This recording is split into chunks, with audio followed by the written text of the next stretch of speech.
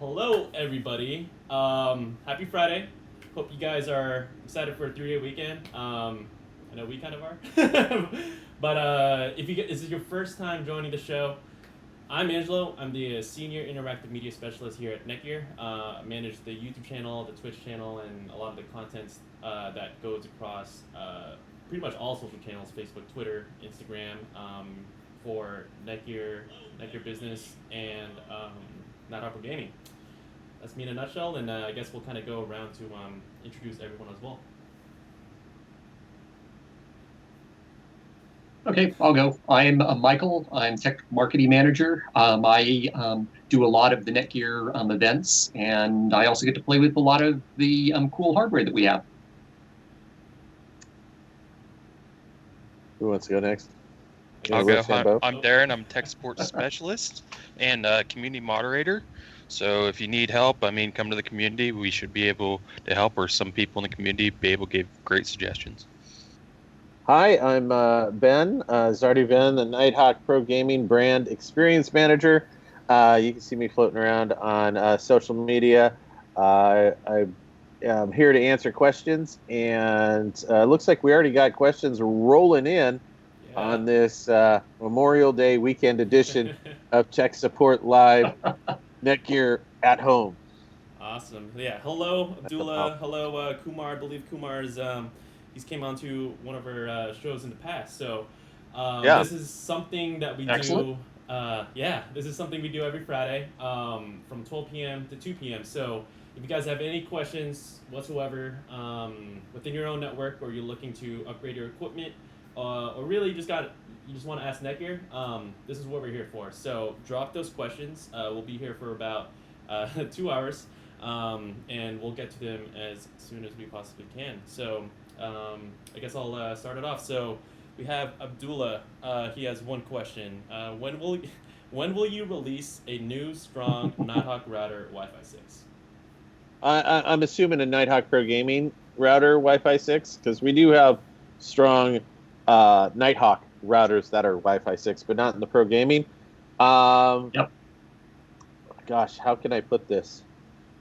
That certainly would be a fantastic product, and if I could say anything about it, I could, but I can't, if that answers your question. Yeah, we've gotten some of these questions in the past. I would love to tell you our entire roadmap for 2020 and 2021, but I don't want to get in trouble. Something that we can tell you, just stay tuned.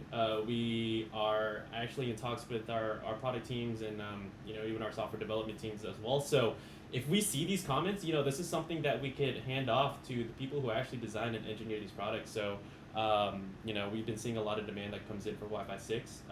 And actually, if you guys have questions about Wi-Fi 6, that's something that maybe not a lot of people know about.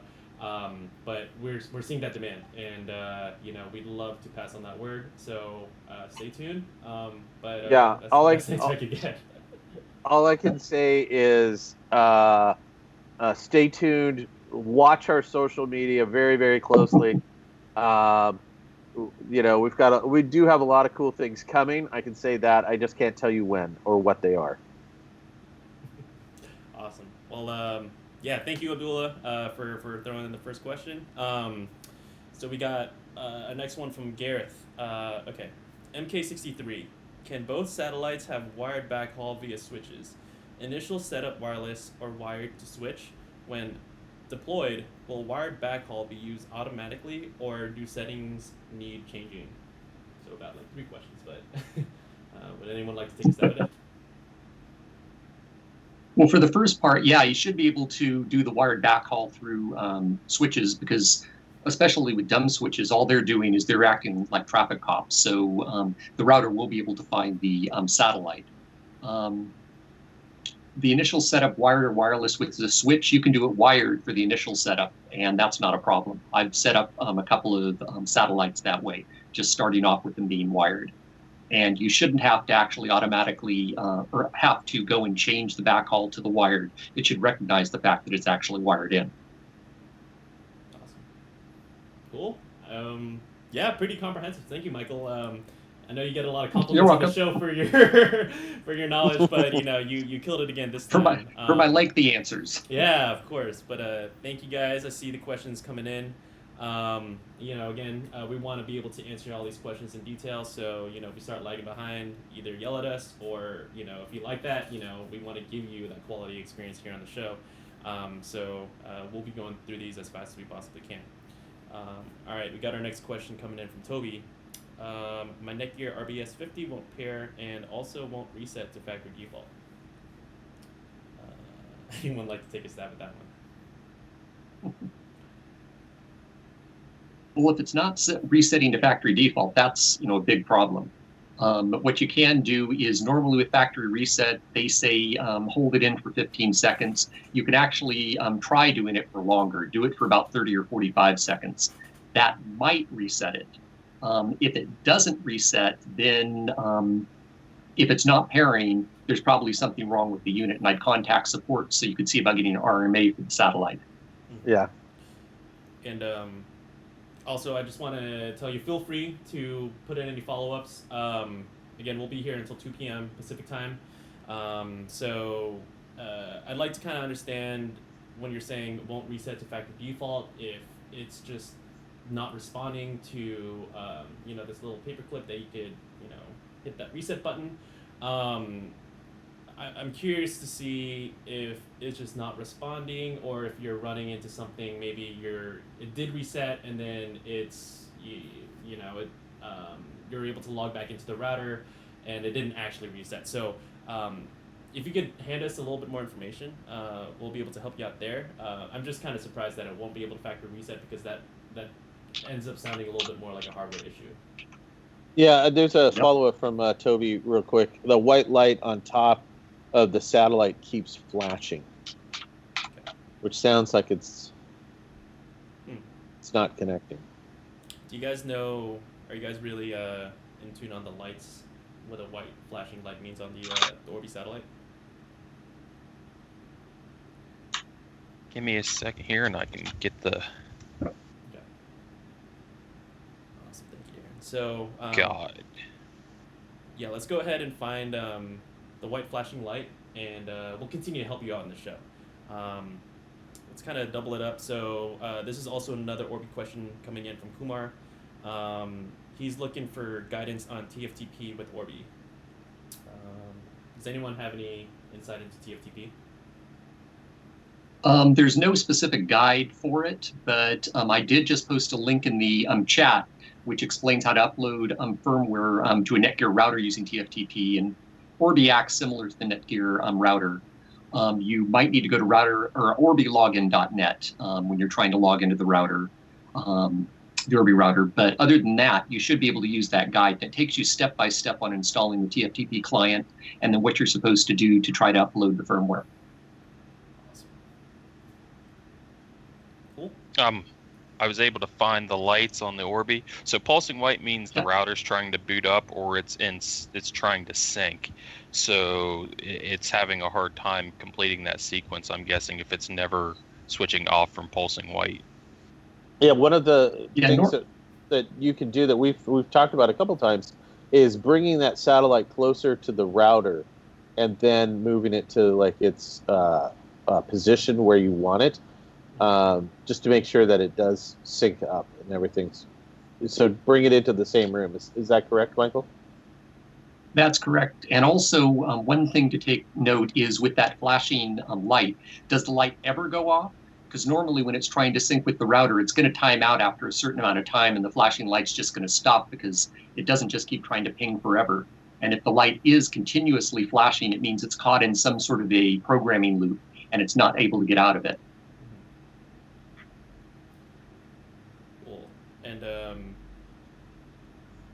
And let me know if you guys want to give any kind of help offline too. We do have that Neckyard team at neckyard.com email. Just kind of to us if we want to start handing that off. Let me know, and then I could drop it in the chat. Cool. So we'll keep going down. We have a question from AdVertical. Thank you for joining the show. This one's an NPG question, Ben, so get ready.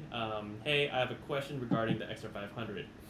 when or will there be a new firmware update for the Xr700 this year, and what kind of tweaks and abilities will it have in that firmware update? So stay tuned. Be back on this channel noon Tuesday. Got a big announcement about.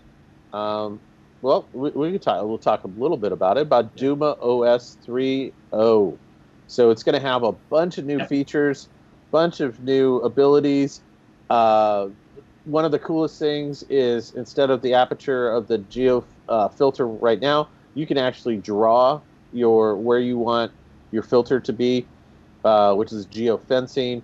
You've got a lot more in benchmarking, a lot more in being able to see what's happening in your network, and then taking that information and being able to actually put it to use to tweak your gameplay. I'm excited for it.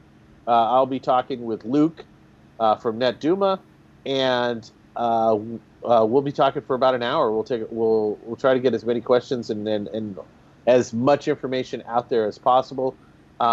When this firmware will drop, I can't say, but I can talk about it on Tuesday. Yeah. And an extra little teaser on that is for the boundaries that you're setting. You can actually have irregular shapes. It's not just a circle, which is truly awesome. It's gonna be super cool, and it's something that's going to be coming out for the 500, the 700, 300, 450, and it's So we'll be able to get in more detail on Tuesday. That's all I can talk about right now. Even though it's noon on a Friday on a long weekend, maybe the lawyers have gone home for the weekend. We're just not quite sure, but I can't talk about anything more than that. Awesome. Yeah. If you guys are interested in learning about, let's say, certain things on the show, we will be going through the Duma OS 3.0 in a pretty in-depth walkthrough. So that's something that Ben is going to be leading next Tuesday on the YouTube channel. I forgot if we had a time for that, Ben. It's 12 noon Pacific. Okay. And this is your chance to talk with Luke Barlow as well. He is one of the guys that is behind Duma OS. So this is his baby since he first conceived it back playing Halo. I think it was Halo 2. So that's awesome. So more to come. So just come back next Tuesday. We'll be able to tell you everything about this next firmware update. So good news to you. Cool. Go on to our next question. So we got Dexter. How long does it take for the new Neckyard Nighthawk AX8 Wi-Fi 6 to connect? I don't see the 6 above the Wi-Fi logo.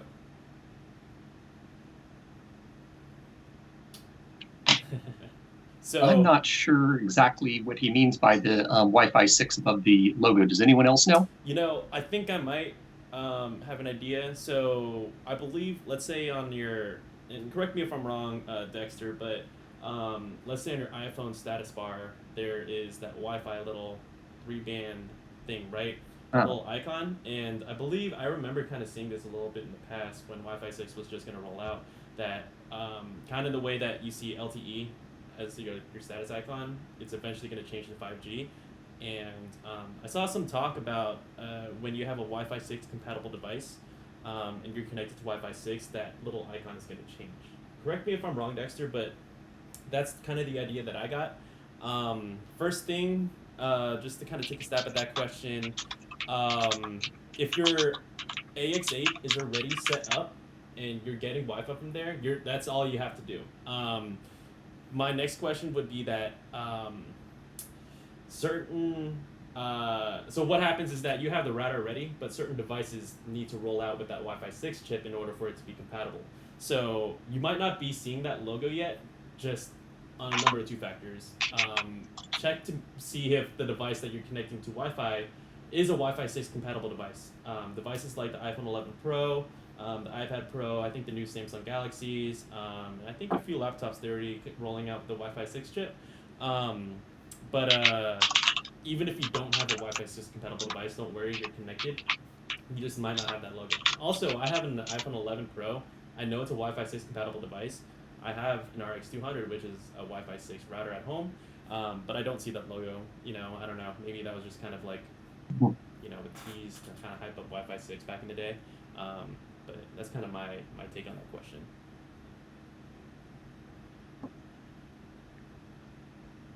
Cool. I see a little follow-up. You see it shows remote connected. Do you guys have any insight into remotely connecting to your AX8?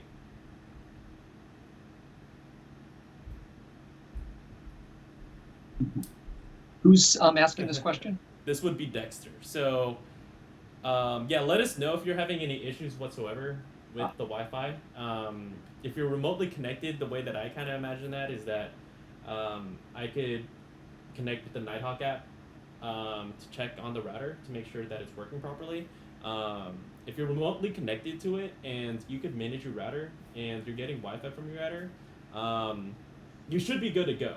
You should be good to go. But let us know if you're running into issues or something's cutting out or something's slow. Because if we could get that insight, then we'll be able to help you out there. Cool. Okay, so just can I go down the line so we're not falling far behind? That happened a little bit last week, so we're kind of rushing through things. But thank you again. You know, we appreciate these questions coming in, because if there were no questions, we wouldn't be doing the show. So. Well, we would, but it wouldn't be as exciting. Yeah, it wouldn't be exciting. Or, a lot of boring. Yeah, it would be a lot of us talking about what are you doing this weekend? You know. I don't know. What are you doing this weekend? And that's not, exactly. And that's. I mean, it's pretty stellar for the first 5 minutes, but you'll find that we're really boring after that. Yeah, we're fun, I swear. All right. So Kumar, all right. We got an RBR50 trying for an Ethernet backhaul connection and is popping to upgrade the firmware. I tried updating, but the router bricked. Power is red. Please help. All right. Anyone would like to help out on this one? Well, first of all, it sounds like the firmware upgrade that was being done was actually to the RBR50 and not to the satellite. Because if it was trying to upgrade the firmware on the satellite, it wouldn't brick the router.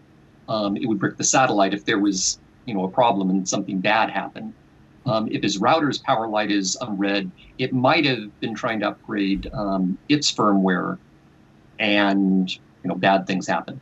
So it probably is not the satellite that he's looking at. The power light being red, if it's just a solid red and it's never changing, that's not good, because that does mean that it definitely was bricked. The Tftp instructions that were given, he can try and see if he can even access the router with that to be able to force a firmware update.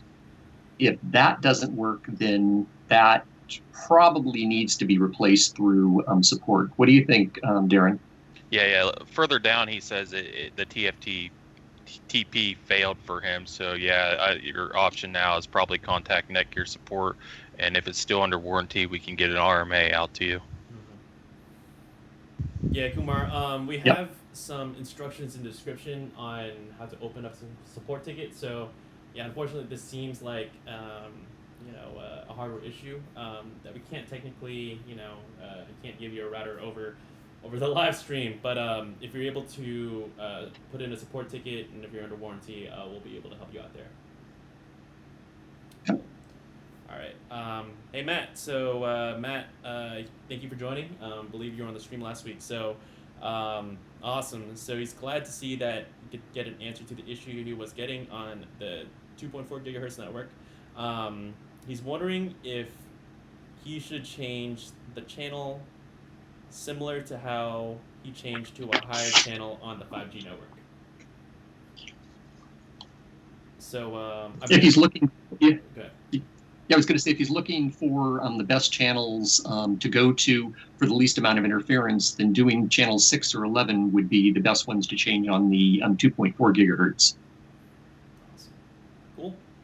Yeah, because there's less, they don't use the sidebands, so you don't have to worry about as much interference from those other channels as well. Awesome. Yeah, very helpful. Honestly, I didn't even know that. So yeah, on the 2.4 gigahertz network, what's that? Channel 6, channel 11, less interference. Yep. Cool. Awesome. So Matt, we'll be on the show. So if you're able to change that and see how that's going for you, let us know. And then if it's working great, that's awesome to hear. But if you're still running into issues or you still want to kind of fiddle with it, stay in the chat and then we'll be able to help you out. Cool.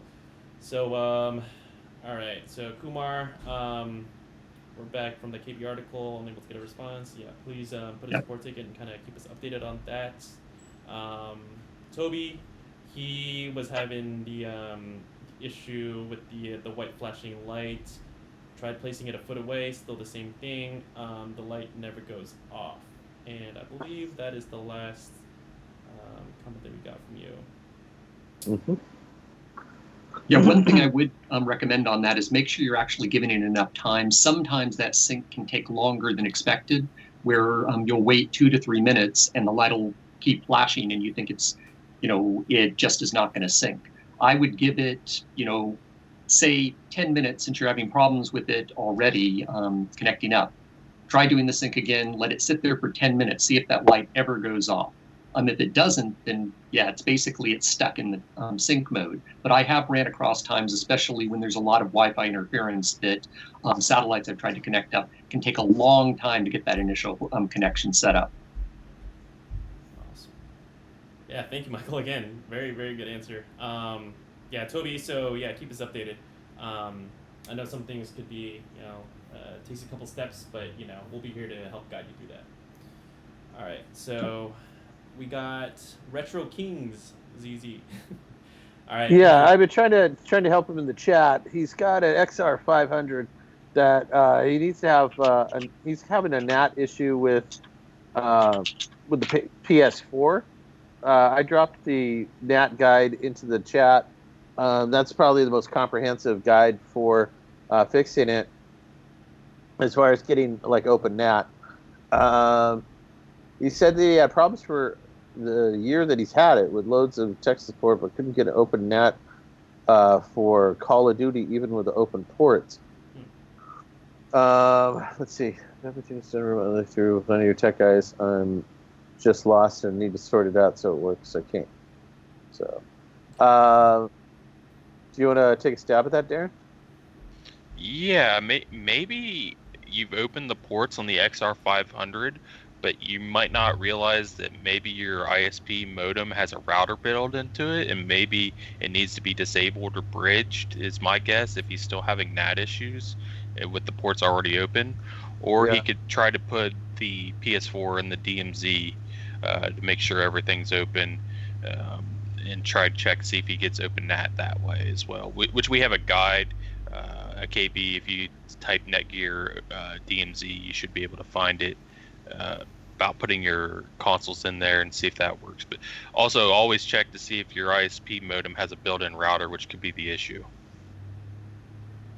Yeah, and the first thing you'll notice is if you're getting double NAT, that's a key giveaway that your ISP gateway is also doing routing.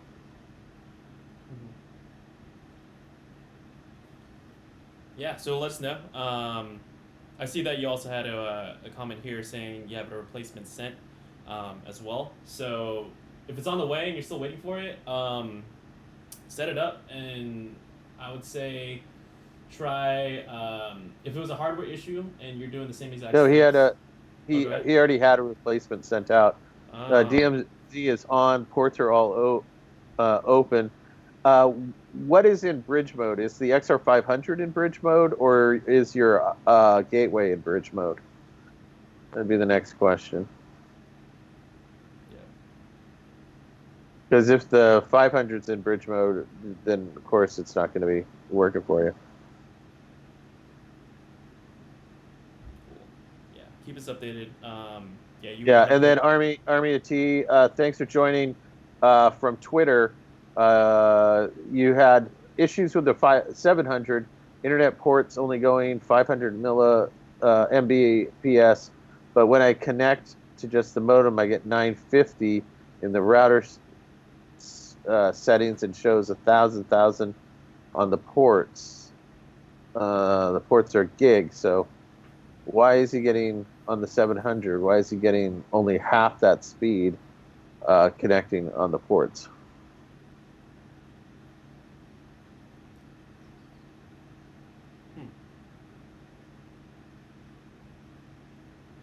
Yeah, it sounds like this is similar to the question that we had last week, where the person was getting about that speed through their Xr700, and when they connected just to the LAN ports, bypassing the WAN port on the Xr700, they were actually getting the full speed. So there was something about the WAN port slowing things down. And I don't know if we have a beta firmware on that or not. Darren, do you happen to know if there is one available? I don't believe so.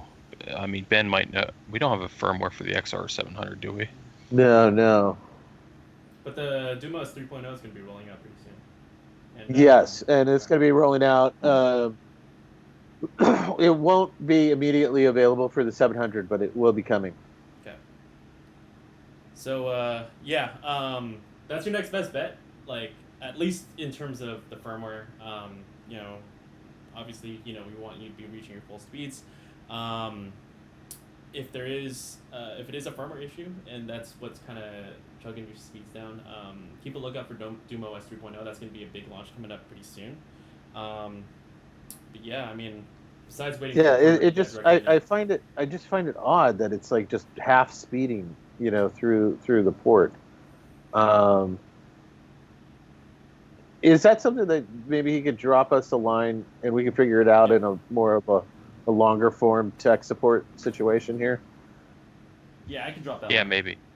Let me see here. So I'm like multitasking. You're gonna see me spin out. Yeah. As soon as Angela can stay, Army of T stay on, Angela's gonna drop a way of getting a hold of our tech support and also saying that you're coming from this show. So that way we can get you, what you need as far as, support. Let us know and drop that in. And then going back to Retro Kings, he's saying that he's got the Xr700 on bridge mode. And if correct me if I'm wrong, Michael, the gateway should be on bridge mode, should be passed through bridge mode, correct? Right, the gateway should be on bridge mode. Yeah. Not your Xr700. That's why your features are disappearing, is because it's no longer doing any of the thinking. Your gateway is doing the thinking. Right, you basically turn it into the equivalent of a dumb switch. It's just passing data through, and it's not doing anything with the data. And that's why you're not getting full speed. That's why nothing's working. It's not the Xr700 that needs to be in bridge mode.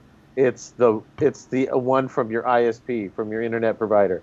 That gateway modem, I would turn off the Wi-Fi on it, and I would put it into bridge mode. Mm-hmm. Yep. Let's see if that does anything. Yeah, see if that helps you out. The way I see it is bridge mode on your ISP router is just gonna make a bridge and funnel that internet directly into your Xr700. That way you're not going to get that double MAT and any interference coming in from that ISP router. Yeah. Cool. All right. Let's see what else we got. So we got Dexter. Thank you. Appreciate your questions here. So thank you for joining. Kumar, we got a big thing. So I'm just trying to catch up here. So awesome. We got Dan. And Ulaganoth had a question about. Oh, there you go. I was going to say, Ulaganoth had a question about Wi-Fi 6 versus 6E. Ooh. And what would be the benefits about it. Perfect. Yeah, sorry for missing that one, actually. So, just to read it out, would a Wi-Fi 6E based device be coming soon? What advantage over the current Wi-Fi 6 series? We see X series skips from 4 to 6 to 8, and current AX100 series. Any specific reason there'd be AX12 and so on? So it seems like maybe that one's based on our our model numbers. But I guess that question is Wi-Fi 6E. Could anyone tell the audience on the benefits of 6E and what the difference between Wi-Fi 6? I can jump in there. Awesome. First off, I wouldn't wait for Wi-Fi 6E because it hasn't actually been okayed yet. It's something the Wi-Fi Alliance had created a pre-design for, but the FCC regulators have to actually open up that new frequency band for them to be able to use it. And the first difference between 6 and 6E is that 6E uses 6 gigahertz channels instead of the 5 gigahertz as well. It supports backwards, but it's adding 6 gigahertz channels in. And those currently we can't use. So it has to be certified, FCC has to open it up, so it's going to be quite a while, so you're not going to actually be seeing 6E devices for a while. The benefits of 6E are that once they open up that 6 gigahertz band, they're going to be adding additional channels within that band that are non-overlapping. So you're going to be able to handle more devices, less congestion, it just opening up more lanes on the highway, so to speak. But right now, it's still in pre-design, and so we'll still be coming out with faster and faster.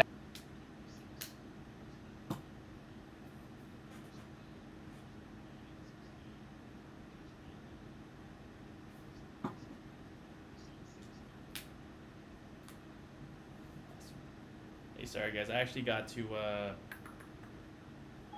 oops, sorry. My AirPods are dying. I got to, now they could only hear me. Let me go ahead and just kind of reset this actually really quick.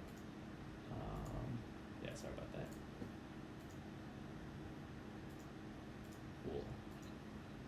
that. Cool. They heard a little bit at the end. Yeah, sorry guys. Yeah.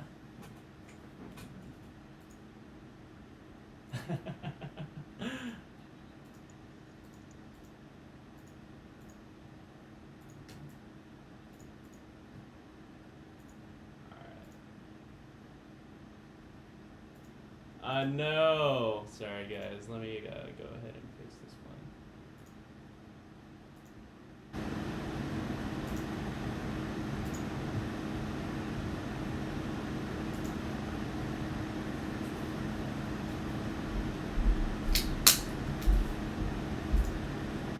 All right. Oops. Okay. Cool. I think we're back. Are we? I can hear you. Awesome. Cool. I could hear you before. Man, see, the thing with AirPods is that they will literally die on you after 2 hours, and we got back-to-back meetings, and I got to switch from one ear to the other, and every time I switch from one ear to the other, it's going to cut something out. But thank you guys for tuning in. I just got to fiddle something real quick. Michael, we just left off a little bit at the end for Wi-Fi 6 versus Wi-Fi 6E. Okay. I think at the end, it cut off right before you mentioned extra lanes on the highway. Oh, yeah. Yeah, basically, with the Wi-Fi 6, it's going to open up the 6 gigahertz band, and that's going to open up additional channels, which is like adding extra lanes on a highway where you'll now have more room and have less congestion. But it still needs to be certified by the FCC, and even the Wi-Fi Alliance's pre-CES 2020 announcement about it said that it's an important spectrum that may soon be available around by regulators around the world. So it hasn't been signed off yet. So it's the hope for the sort of an enhancement to 6, but it's going to be a while. And until it actually at least gets signed off by the FCC, no manufacturer is actually going to be making client devices that support 6E. Yeah, and we know what happened with AD as well, where it was an improvement over AC. But it took a while for AD to get certified, and by that time, people were already moving to AX. So, yep. So yeah, sometimes these different protocols are sort of they look fantastic, but they're sort of evolutionary dead ends, if you will, because something else will come up and surpass it by the time it finally gets through. Yeah. The Wi-Fi Alliance, it's a crazy world out there. They're always working on something. They're always cooking up something. But it's good to know your interest, because that's probably far beyond the knowledge of kind of any kind of average customer on the market. So you know your stuff. But it's good to see that excitement. We'll be when we start rolling stuff out, you'll be first to know if you're watching the show and staying tuned to our social channels. Yeah, and then real quick back to Retro Kings. Please contact us. He says that that's the only way that he can get OpenNAT, and I'm thinking that there's got to be some sort of setting that's just not tweaked in the right spot. So get a hold of us, and our support team will reach out to you. Darren, 700 latest firmware, Army of T says he's got 0.24, which I believe is the latest. Is that correct? Yeah, I think so. Yeah, so that also, contact us. That sounds like a weird issue, and we'd love to have you contact our support and try to track it down a little bit more, because that just sounds odd to me. Well, so he could help us out. Yeah. Figuring out if it is a firmware issue. He could try rolling back to a previous firmware and see if the speeds go back up. That would just give us a good indication maybe there is an issue with the firmware. Yeah. And then M-Dog, thanks for joining us yet again. Yeah. Welcome back. Yeah, awesome to see our regulars back, Again, we'll be here until 2 p.m., so if you guys are just joining, throw your questions in. It seems like we're starting to catch up a little bit. We're not there yet, but we'll be here to help you guys out until 2 p.m. Pacific time. Cool. And thank you, Retro Kings. Don't worry about taking too much of our time. This is our time to help you. So this is why we're here. So yeah. We're trying to help troubleshoot. I know there's so many buttons, switches, and knobs and who's-its and whatnots with Duma OS. It can be a little bit daunting, trying to figure out, well, I changed this setting and that setting. But that's what we're here for. We're here to answer those questions. Yeah, awesome. Cool. Awesome. So just to catch up on Dan Tuma. So he, one, thank you again for joining the show, and also I noticed you. I believe you came onto the show yesterday for wireless access points. So very frequent regular.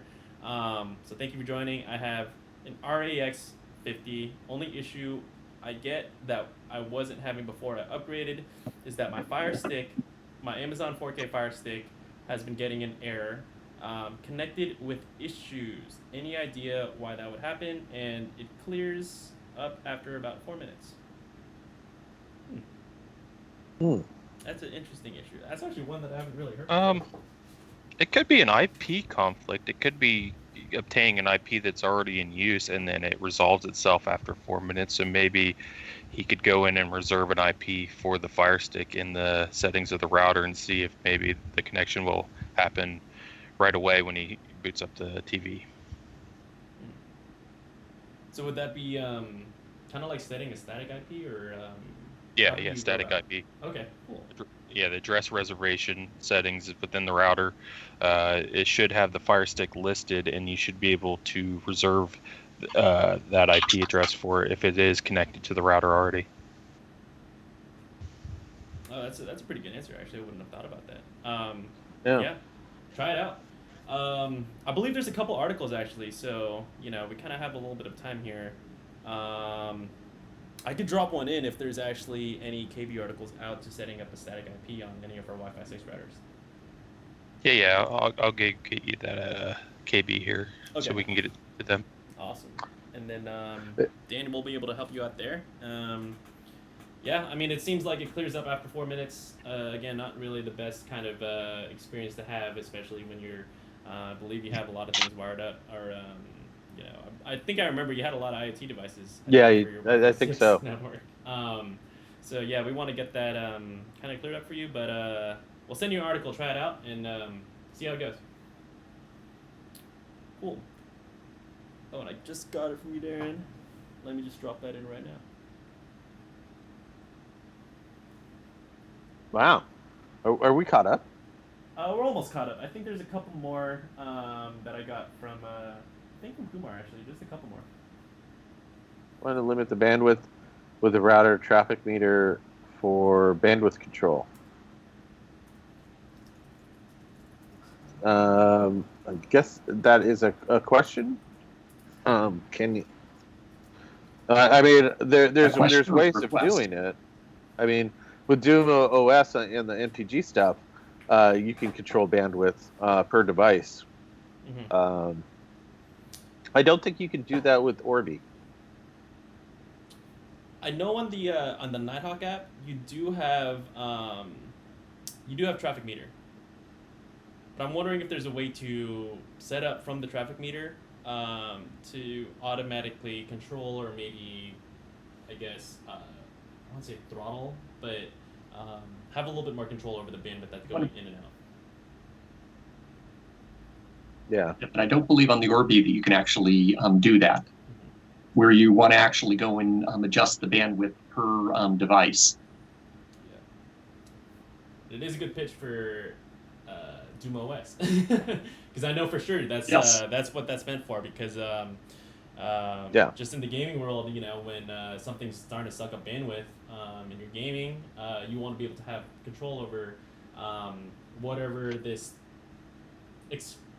extraneous factor is affecting your network. You don't want that to affect your game. So that's what Nighthawk gaming routers are built for. You do have traffic meter on the Nighthawk app, which comes in most of our Nighthawk routers. But if you want a little bit more control, Doom OS, that's your platform. That's your go-to. Yeah. Cool. So we're almost caught up. So all right, we got Matt. Matt back again. So he changed to the recommended channel 6 or 11. So he ended up getting this message. This DFS channel is not allowed to use because the radar was detected before. You can change to another channel or wait. Huh. Yeah, that's actually strange, because channels 6 and 11 are on the 2.4 gigahertz band, and DFS channels are specifically for the 5 gigahertz. It looks like for some reason when he goes to switch the 2.4, it's also scanning with the DFS channel that he's on, and it picks up any radar that's on the same channel. Basically, for instance, if you're next to an airport, before DFS channels were opened up, they were one of the few places that could actually use those particular channels. So if it's scanning and it happens to pick up some sort of random, signal on that channel, it's going to pop up with that error message. What you can try doing is, when you change to channel 6 or 11 on the 2.4, change the DFS channel that you're using on the 5 gigahertz and see if it will then allow it to save. Because you shouldn't actually normally be seeing that message if the only thing you're doing is changing the 2.4. Awesome. Thank you, Michael, again.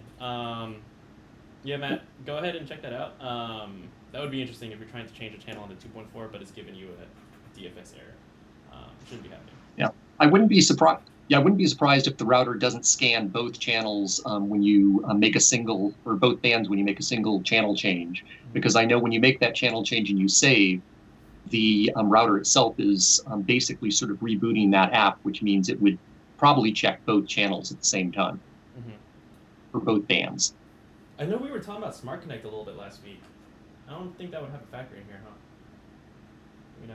No, that shouldn't have a factor with this, because he's individually going in and setting the channels for the individual bands. Okay. But I would try a different DFS channel, because maybe there is a radar station nearby that is randomly sending out signals, and because of the government allowing the DFS channels to actually be opened up, one of the things the manufacturers had to do is make sure that if their router picks up signals from airports, hospitals, things like that, it's supposed to automatically switch over to a different channel, because they do not want those to conflict.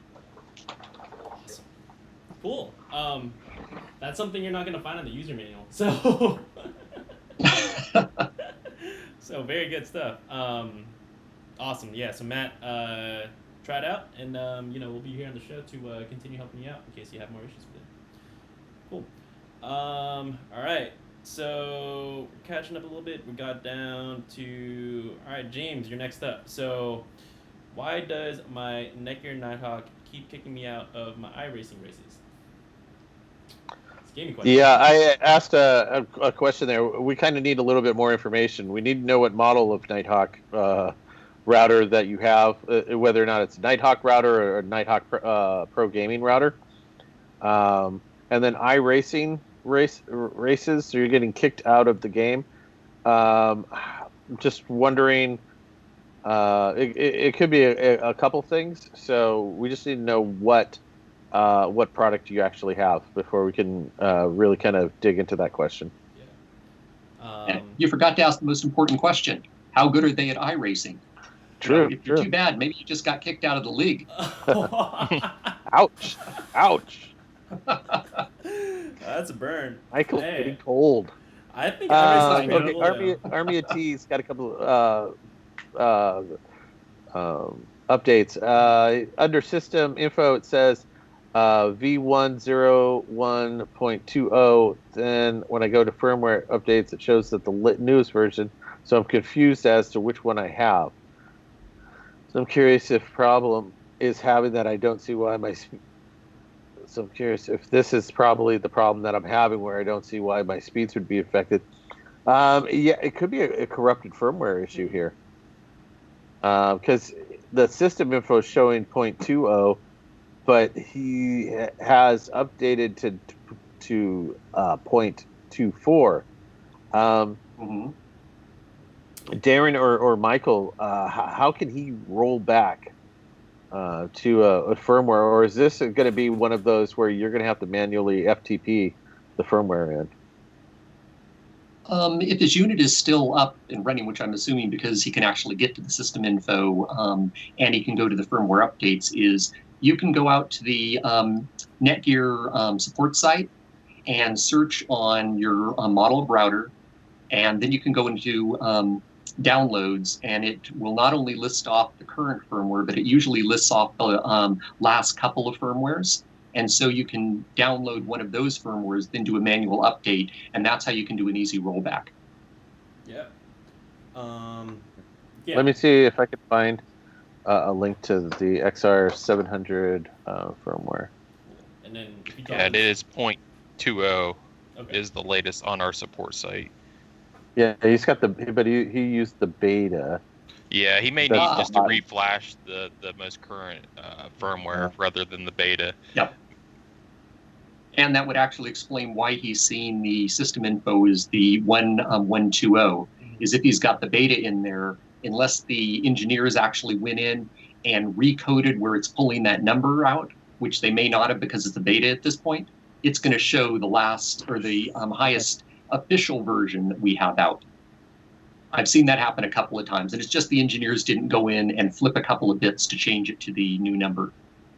Yeah, and I just dropped in the support link for the firmware 0.20, and you should be able to download that link. Did you drop it in the Skype chat, Ben? I did. No, I dropped it actually into the chat. Oh, the chat. Oh, cool. All right, you should be able to see that in a couple seconds then. Yeah, cool. It should pop up. All right. So we're still coming up. We're actually down to our last two questions. So James, if you're still on the show, feel free to hand us a little bit more information. I hear a cat. No, it's not a cat. It's a 6-year-old. That same thing. Sound really quick. So awesome. So we got Dan. Would using a VPN cause any conflicts? He's asking about the Fire Stick. Oh, the Fire Stick. Yeah.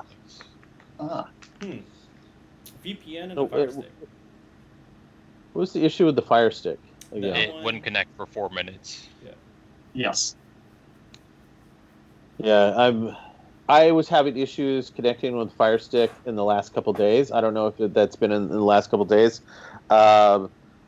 It just would sit there and spin, especially connecting to it. The weird thing was with DC Universe, it would sit and spin, and with Disney now it connected pretty good. Netflix, it sit and spun. So see if it's working with if it's just one particular app or a couple apps on the Fire Stick, and also check to see if you're running the latest for the Fire Stick as well. Could be an issue there. Yeah. But I don't see how the VPN would critically cause that to have a problem. But I would just double check. When in doubt, always check to see if you're on the latest firmware for everything. I always check, especially for my Roku TV, which anytime that it's not on the latest firmware, it does weird stuff. So yeah, just double check on that and get back to us. You've got an hour and 5 minutes. Yep. There's one way I think a VPN could affect it if maybe the VPN's connected to a different country. Those streaming devices might not like. Ooh, that's a good point too. Like you're connected to another country and block stuff because it's really based on your IP and where you're at. Yeah, that could make sense. Yeah. Normally that won't clear itself up after 4 minutes, but you don't know if in the back end it's not then trying different locations to actually pull that from, because it's not able to connect directly through wherever the VPN server is. Easy way to find out is if this is a constant problem that you can easily reproduce, turn your VPN off for a little while and do some testing. And if you never see any problem with it, with the VPN off, then you know it actually is the VPN tunnel. And depending on your VPN service, if you can choose a different VPN server that you're connecting to, that might clear it up. Yep.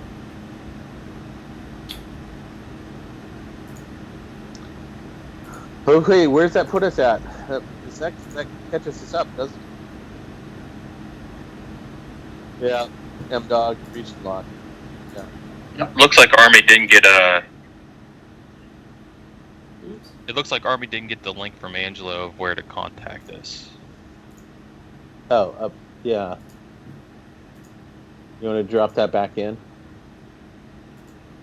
It's further up in the stream, Army of T.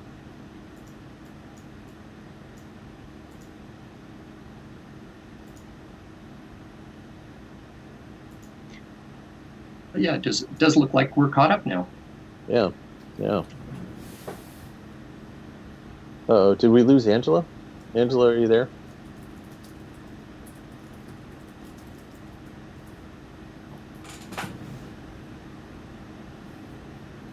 Yeah, his headphones messed up again, it looks like. Yeah, it looks like. So Army of T did do a mid.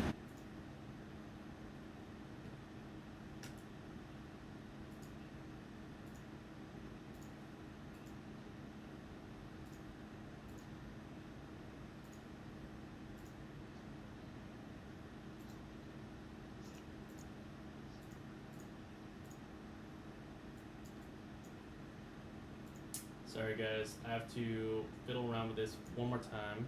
My AirPods are running out of battery. I know, I can't plug this in. Oof.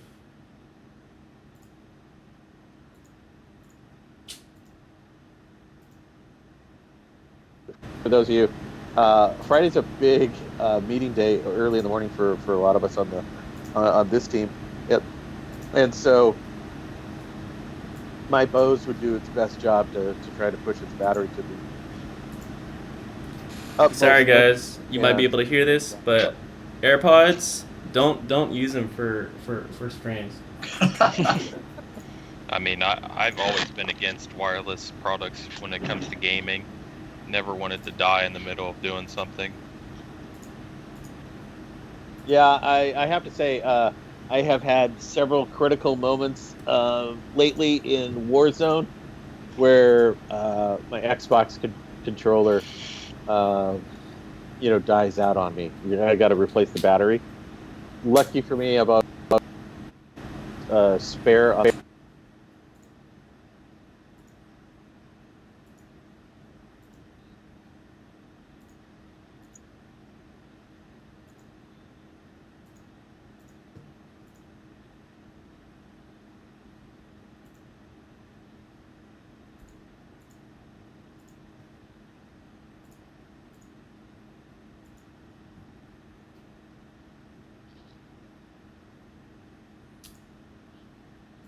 I know.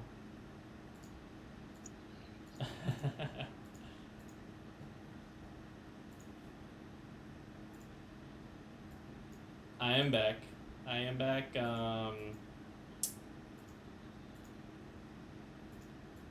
No, I'm just trying to get the audio back actually real quick. They could hear me, but they can't hear you guys yet. Yeah. No, not yet. But they can hear me straight through the microphone. What if I use? Oh, we're still here. Yeah, actually, Ave, I am using AirPods one at a time. What happens is when one dies out of battery, it disconnects the entire thing for the rest of the stream.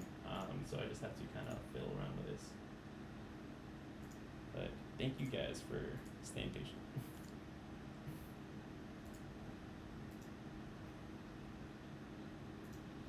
I know. Oh. I don't even know what happened to my old wired headphones.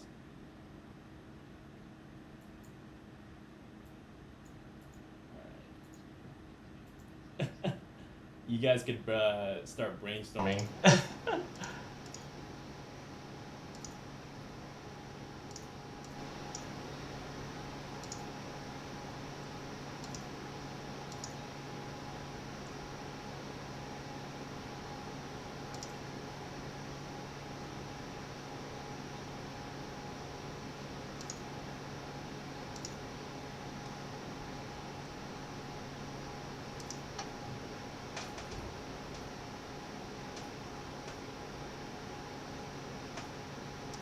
That's a pretty good one.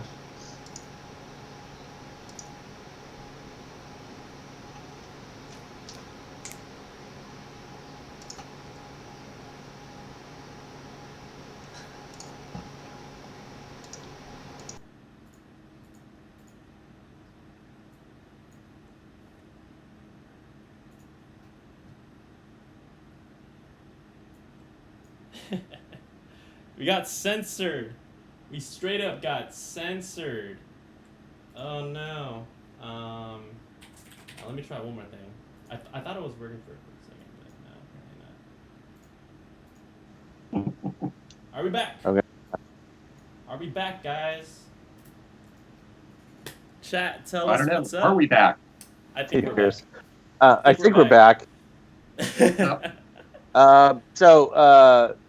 Should I go back to the pizza question? I don't know. We should go back to that pizza question. And I think they want no us to audio. 15 minutes They over. can't hear us. Hold on. Jumping back.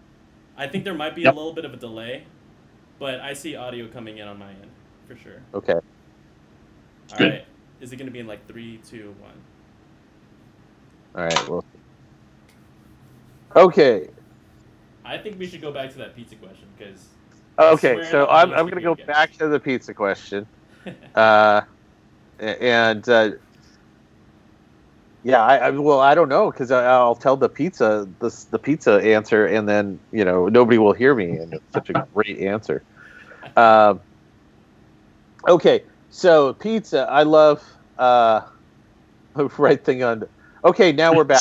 Right. Cams, yep. Okay, here we go. There's a little bit of that delay. So Dan, my favorite pizza is New York style pizza. I love New York street pizza. I love street food in all of itself, but my favorite pizza is basically a pepperoni street pizza with feta and jalapeno on it. The feta and the jalapeno play off of each other, and then you've got like a nice, awesome, greasy, foldable pepperoni pizza on top of that. But is the question, is it New York style? Is it square grandma slice, Sicilian style? No, it's that big quarter of a pizza slice that is, it's like the $8 slice. $8 slice? That's crazy. Well, By New York standards, I'd say. But I'm not a New Yorker. I just visited there a couple times, so I get to. I think there's one place in San Francisco that would do late pizza that would do it as well. That was pretty close. That was pretty good. They heat it up, and honestly, like I love the reheat. You know, where they've already got it cooked and then they reheat it. Because, like, honestly, I'm like, just throw some stuff on it, and then we'll reheat as quick. You know, you don't have to reheat it, because then I got to wait like 10 minutes before like the volcano of cheese doesn't burn the top. Cools down. Yeah, and I think that's the big the hurt is the burning of the top of your mouth with the cheese. Yeah. Okay, great. Thanks, Dan. Thanks RR for bailing us out with a question. Yeah. Should I enable QoS on my home Nighthawk if I have gigabit speed? I have the usual T. I always am a big believer in quality of service. I think that prioritization is critical. I would take it a step further. So, I mean, I would ask what you want to prioritize. I personally, I don't actually touch the QoS on the Nighthawk line. If I was on the Nighthawk gaming side, I'd probably be fiddling it with a little bit more. But actually, yeah, I haven't personally. Yeah, I'd want to prioritize that console over everything else, especially over streaming TVs. Let's say you're playing Call of Duty in the living room and somebody's watching, Netflix in another room. If you don't have that quality of service prioritizing your console, your PS4 or your Xbox, there's a good chance that extraction is probably going to take priority over your Call of Duty game. Mm-hmm. So yeah, you definitely want to be able to prioritize consoles. Usually, what I do is I prioritize gaming, PC, console, whatever is my main streaming, and then kind of like down from there. And usually, phones and that kind of and Internet of Things get sort of the last slice of the pie. Mm-hmm. Yeah, awesome. Yeah, try it out. I believe.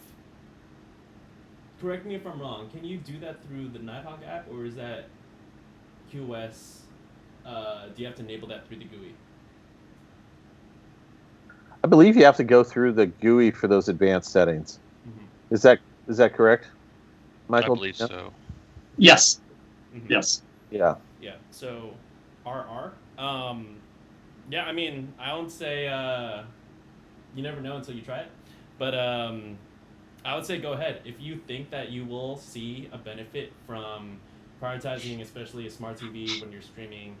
Let's say a lot of shows that consume a lot of bandwidth.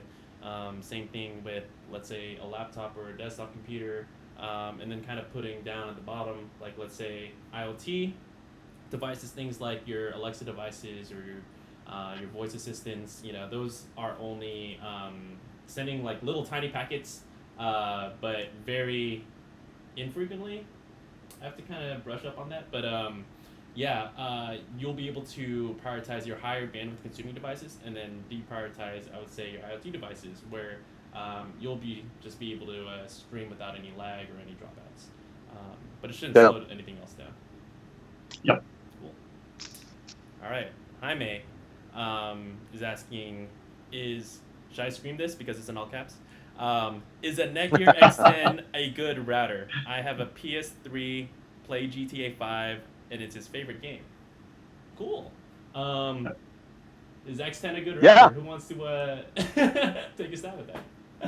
Well, I can definitely say it's an awesome router because it's the main router that I use in my home. Awesome. I have 3 different routers, but it's the main one that I have connected to the internet because I have to make sure that my girlfriend's connection is always good, no matter what I fiddle with on the back end. And I've had 0 problems with it, and it's rock solid and has a lot of horsepower. I have to back that up. If you're a gamer, I would do the Xr700. The Xr700 is very similar to the X10, but with more gaming features, Dumo OS. But you still have that like quad core processor. I cannot tell you how much of a workhorse that router is. We have it back at the office. It runs 6 of our streaming computers, plus our main streaming computer, plus our consoles. That's 3 consoles, and we've had everything running at the same time and have like low ping. We're talking like 19 or lower, and without a problem with voice chat, Discord, everything going. That thing's a beast. It's a great router. I highly recommend either the X10 or the Xr700. I almost feel like it's overbuilt. It's one of those things that we built and we were like, should we put more horsepower in it? Yeah, let's do that. And because it really is. It's the Hemi engine of that series of routers. Cool. Yep. And it also has a fiber port if you really want to use it. Yeah, that's true. I really like the Hemi engine analogy. I know you got your analogies, Ben, but that one's a really good one. Yeah, you will have a lot of processing power to really actually, if there's anything you want to do on it, it's going to be able to do it, especially GTA 5. So it'll make GTA 5 pretty smooth. How much? Well, let's get a price. Let's do a quick check. Yeah. When I first joined NETGEAR, I believe it was like $499. It is $219. $219. Right. $219. And the Xr700, right? Is, let's see. And the Xr700 is. Come on, where are you hiding? It's hiding here. Let's see. Yep. Wait 1 second. I'll be able to tell you. We're looking at $449 for that one. $449. Wow, yeah, it was around the 500 mark. $219.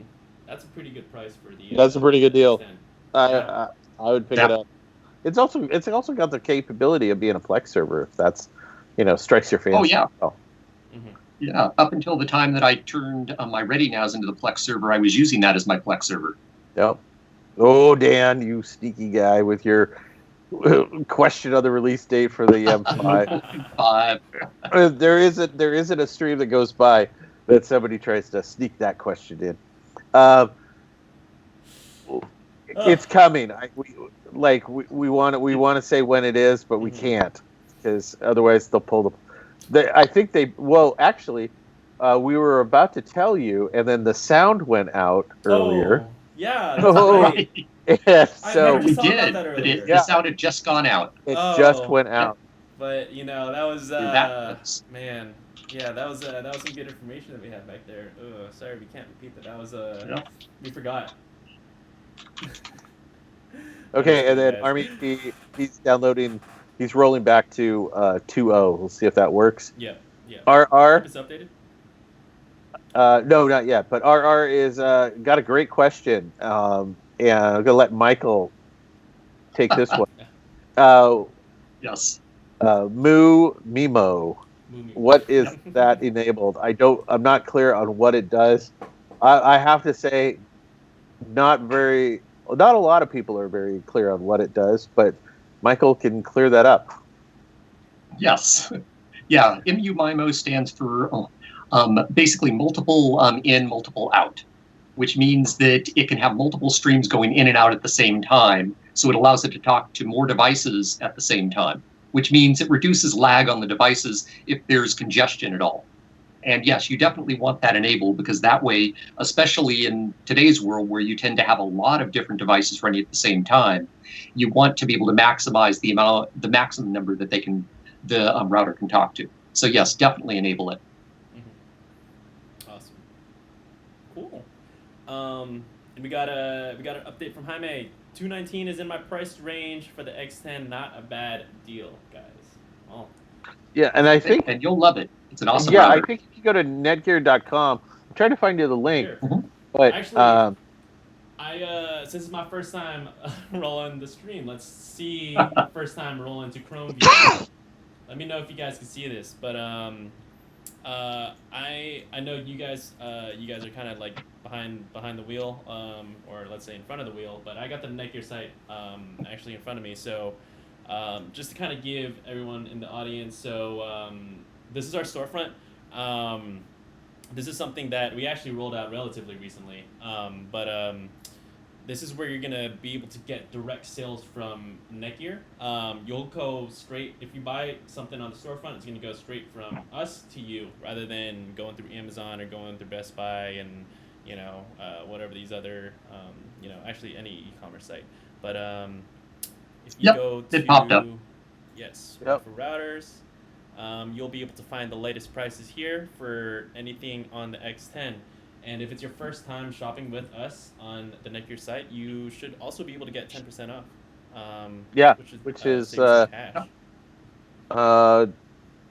$21, almost $22 for that X10 you get off. So I would definitely check out our store, and I honestly think that it's the easiest way to shop from us personally. Yeah, we have a lot of product over here. So again, there's a lot for you guys to even compare, because each home is different. But I will tell you that $220 for the X10. $220 for the X10 is a good deal. Wow, there is a lot of product. Yep. But go ahead and check that out. And if you have any more questions, we'll be here to help. Do you want to drop that link into the chat? Yeah. To make it super simple. I can drop that.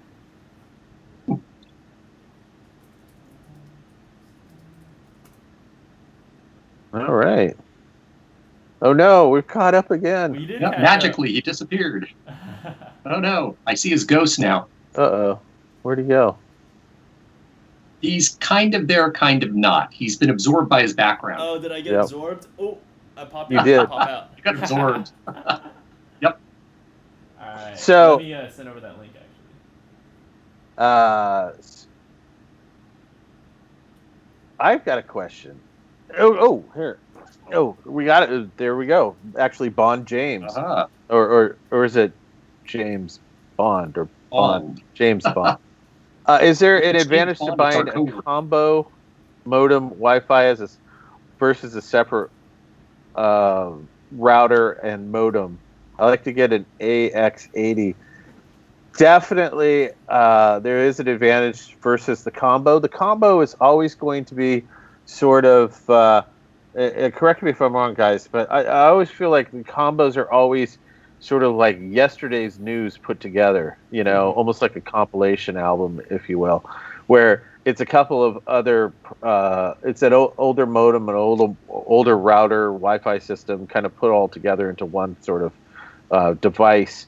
While if you want more performance, you're going to want to separate those things out, because we put out a ton of modems every year and a ton of new routers every year.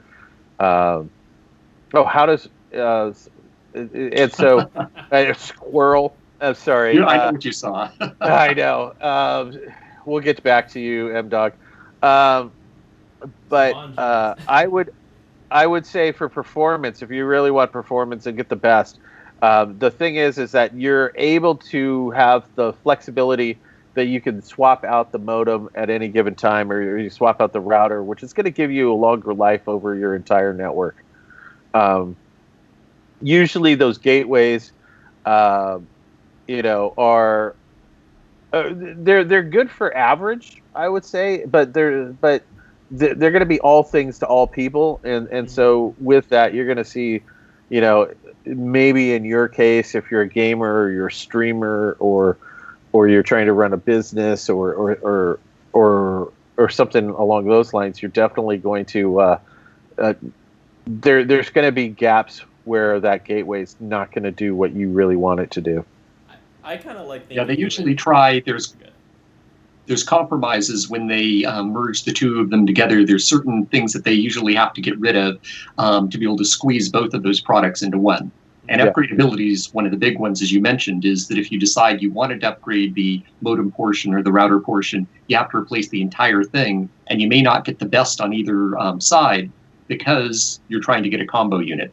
But it isn't all in one if you just want to have a single unit that's running everything. Now, see, his thing is that he has a big house and lots of gaming. So the question would then be, how many, how many floor levels that you may have, and how many gaming devices, and also on a scale of 1 to 10, how important is gaming to you? Yep. And we'll get back to what type of gaming. Yeah, we'll get back to you on that one because with those, that kind of steers us in a couple of different directions, depending on that answer. How does one acquire a Nighthawk T-shirt? So, and the Dan is also like, you send a T-shirt in the box with new products. If you ask me, good advertising and PR. Yes, that would be. Yeah. I'll just say this. That would be, yes. Coming very, very soon, you'll be able to get your Nighthawk Pro Gaming T-shirt off of the store very soon. I can't tell you when it's coming, but it's coming very soon. We'll have a couple of different shirts. But yeah, a lot of people have been asking. We've been really kind of working kind of hard, not just kind of hard, but really hard to get it up onto the site. And as soon as we can, we'll get it up there, and we'll let you know. We may even make an announcement right here on a show just like this. Yeah, that's pretty good because you're not going to hear that anywhere else, honestly, if you're not on the show. Yeah. How I got this shirt is, back in the day, we used to do these things called events. And we used to have that was just last week. Yeah. So yeah, we sometimes if you ever catch us, we do some IRL events.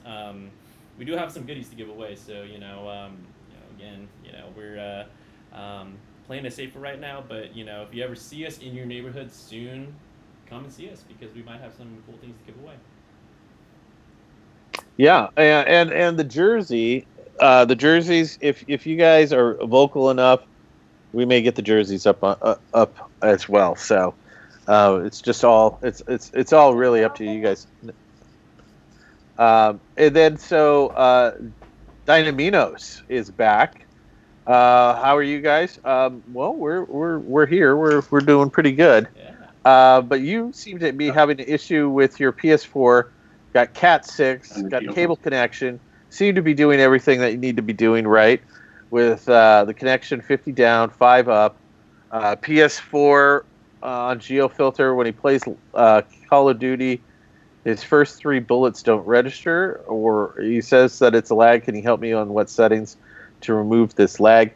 Can you tell me what are you averaging as far as latency? Because I noticed lately on Call of Duty, I usually have a ping of about 20, and I was seeing yesterday, I was playing with on servers, because what it will say, connecting to ping of 15 or less, connecting to 30 or less, 50 or less, and then 75 or less. And I was connected to servers that were 75 because my ping last night was in the 60s when I connected, and then by about mid-game, it was back down to about 20, which meant that I was setting fire to things. But it could be a weird connection on Call of Duty lately, especially Modern Warfare. There's been some instability in the servers, at least in the last week and a half, and especially since that new update that they did. But my question is what else do you have going at the same time? 5 up is a real narrow pipeline. Yep. And so. Yeah. What I think it is there's something that's in your local network that's causing you. 80 with 95 and my best ping was 50, but I can't connect to that server. Yeah. I would say check So if you can run Call of Duty, get onto a server, run on a laptop or your computer. I don't know if you're playing it on. Well, you are playing on PS4. So run Doom OS on the laptop. Look at it and look at the network settings while you're playing, especially where you're seeing yourself lag. You can see in the network monitor what else is hogging the bandwidth at that period of time, and that should be able to kind of track down that. And you should be able to then go into the device manager or the priority and pull back some of the priority on whatever is causing you to have a little bit of that lag. I would try that first. Mm-hmm. What do you think there? Yeah, I mean, just to back you up, and I've been playing COD recently, and their servers aren't the most stable at all times. And it's been rough. Yeah, and I've been connecting to over 50 ping. I can't get low ping servers either. So I think it's just the millions of people playing Warzone is kind of really bringing down their servers pretty hard at times. But yeah, like Ben said, look to see if something else is hogging your upload, especially with 5 upload. That's not much to go around for your whole home of smart devices, TVs, computers, consoles. Tons of stuff you don't even think about that connects to the internet could be using that upload at the same time that you're trying to game. Especially be wary, and I've said this before, be wary of your Fire Sticks and your Chromecasts, because those are vampires. Same with Netflix on a Roku TV. I have to actually make sure that Netflix is shut off on my TV, because otherwise, because it always wants to be on the ready. It's like, hey, you want to check out this movie? Here's the trailer, and in order to do so, it's constantly downloading. Oh wow! Yeah. Yep. So I would check the network monitor. That's why we put it in the Doom OS. That's what it's there for. Check, find out what else is hogging, and do it while you're playing on Call of Duty. You really want to test it while you are in actual conditions. Mm-hmm. That's good stuff. Okay, so check that out, Dynaminas, and then get back to us. So back to Bond James. So 2 floors, console gaming, streaming to 4 TVs, home office. Good Wi-Fi router of yours and the CM1200. Yes, absolutely the CM1200. Great. That would have been my first choice on a modem. I've got the I got the CM1000. I love it. I finally actually have it connected, by the way, because I had the 600 before that. But yeah, the 1200 would be a good set. God. 2 floors, and I'm kind of considering between the XRM570, which is our XR700 gaming router with Doom OS, which we were just talking about all the settings with that, and that comes with an extender, which will allow you to pump that Wi-Fi, that mesh system over the 2 floors. I'm assuming that you're probably not console gaming all on 1 floor, so you can't wire to everything. But I would either say that or the XR700 and a Nighthawk extender. What would you guys' suggestions be? I'm actually going to go ahead and look that definitely. And for if you get the XR700 with an extender, make sure that it's one of the mesh extenders that we have. Yes, exactly. Okay, so while we're looking that up, Minas. Okay, so he's removed everything on the devices on the Duma dashboard, and then anti-buffer he puts on 70%. For 5 up, yeah, that seems to be pretty good, because it's reserving 70% of your bandwidth for pushing through gaming. Yeah, I'm not sure, Darren, on that, because I don't think he needs to push it any further than 70%. No, I mean, you shouldn't have to push it more than 50, actually, because that would reserve 2.5 for an upload, and gaming's not terribly huge as far as the data size, it just needs that consistency. I mean, the only thing I could ask is maybe, do you play any other games? Do you see this lag across any other game right now? I mean, like I said, COD's kind of been up and down with their servers. Yeah. And how long have you been seeing this? Like you know, I've been seeing COD kind of frustrating over the last about a couple weeks. So, and especially since they've expanded a lot of the Warzone content. I know that a lot of people are jumping over onto that. Oh no.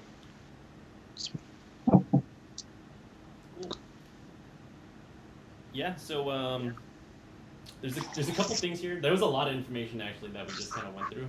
Actually, when you really break it down in Doom OS. So I think just to kind of summarize it up, check though. So you did remove anything else that might not be affecting your game. That was a good thing on your part, because there's some vampires in there that you want to make sure that your console's number one.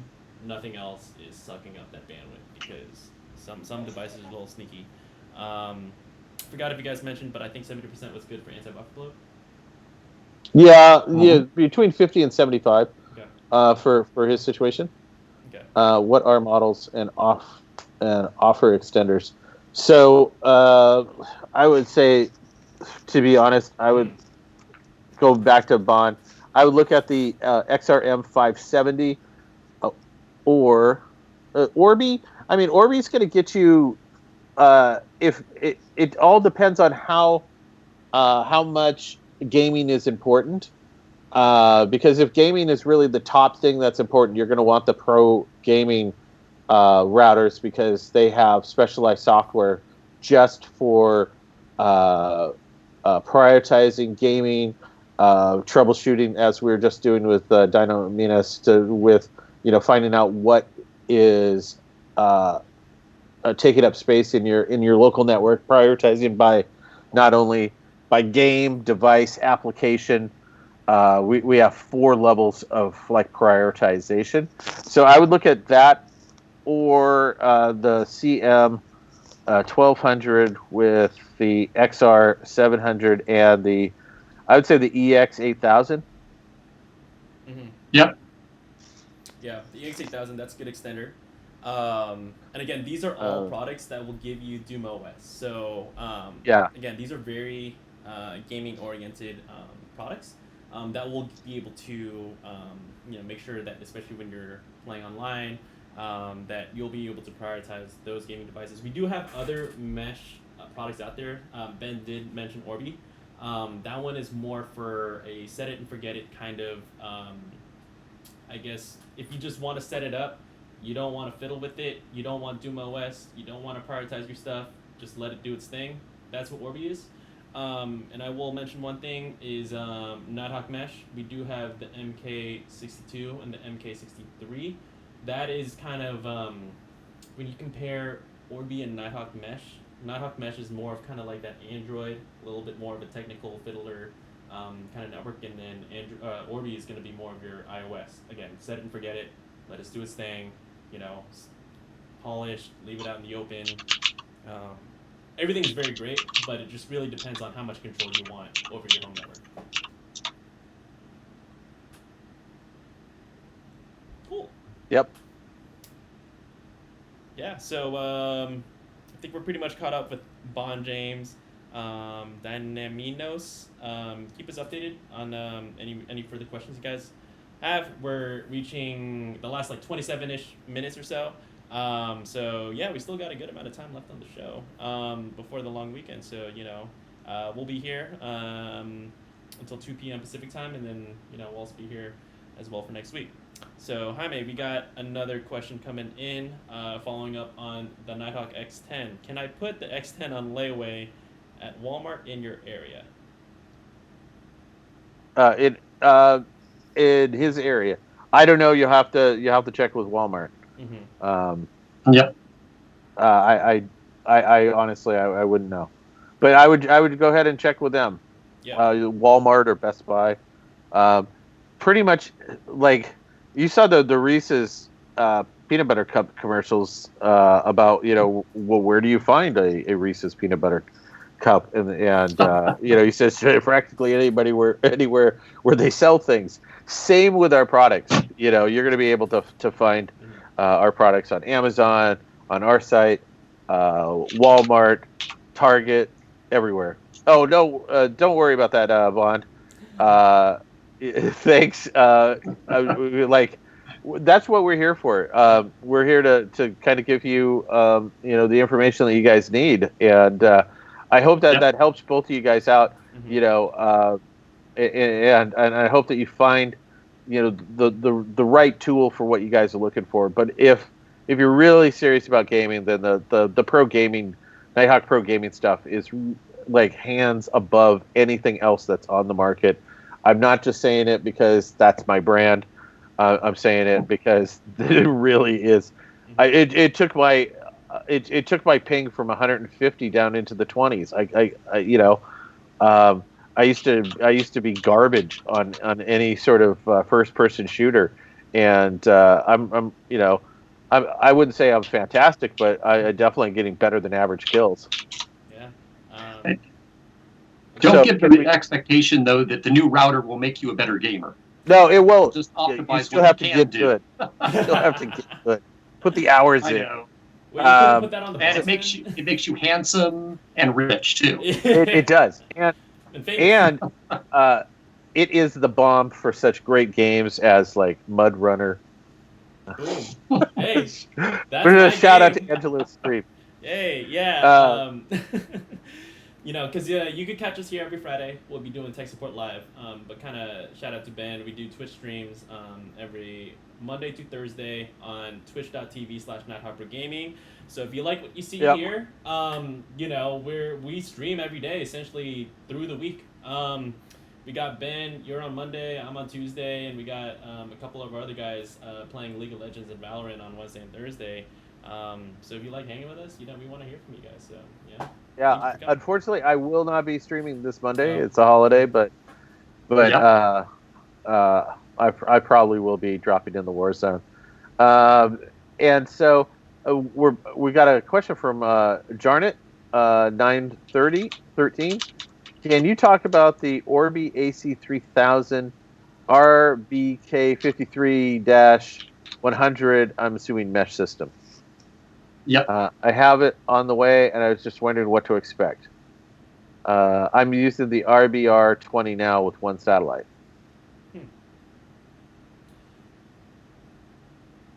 Well, if he's using the RBR20 already with a satellite, then he has a pretty good idea of how Orbi is going to work. It's just with his new system, he's going to have much greater coverage. That'll cover about 7,500 square feet max with the 3 units. So it's going to just increase your area of coverage around your home.